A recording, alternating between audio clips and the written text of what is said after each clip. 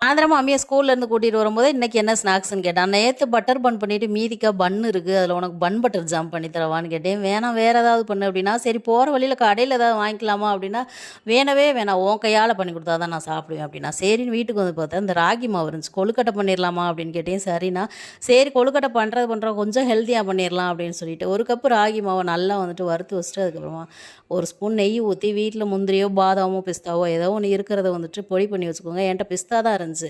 அது நெய்யில நல்லா பொடி பண்ணி வச்சுட்டு 1 கப்பு ராகி மாவுக்கு 1 கப்பு துருவன தேங்காய், 1 கப்பு கேரட்டு, அதுக்கப்புறமா கொஞ்சம் ஏலக்காய் தூள், லைட்டா உப்பு, 1 கப் மாவுக்கு வந்துட்டு 1 கப்பு நாட்டு சர்க்கரை போடலாம். ஆனா இனிப்பு அதிகமா சாப்பிடாதனால நான் வந்துட்டு 1/2 கப்பு தான் போட்டேன். போட்டு நல்லா 1/2 கப்பு தண்ணியும் ஊத்திட்டு, தண்ணி கொதி வந்தோடனே நல்லா மாவ போட்டு கிளறி எடுத்துட்டு, கை பொறுக்கிற சூட்டுக்கு வந்தோடனே கொழுக்கட்டையா புடிச்சு வச்சுட்டு, மறுபடியும் அத ஒரு 10 நிமிஷம் வேக வச்சுட்டா போதும். என்ன ஒரு வாசனை! நானே எதிர்பார்க்கல. அவ்வளோ டேஸ்ட்டா இருந்துச்சு. ஏன்னா நானே இதுதான் ஃபர்ஸ்ட் டைம் பண்றேன்.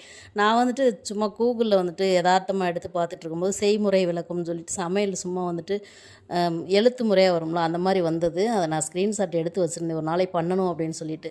நான் எதிர்பார்க்கவே இல்ல. இந்த அளவுக்கு வரும் அப்படின்னு சொல்லிட்டு நானே எதிர்பார்க்கல. அம்மி ரொம்ப விரும்பி சாப்பிட்டான். அப்படி ஒரு ஹெல்த்தியானத குடுத்ததுல எனக்கு ரொம்ப சந்தோஷமா இருந்துச்சு.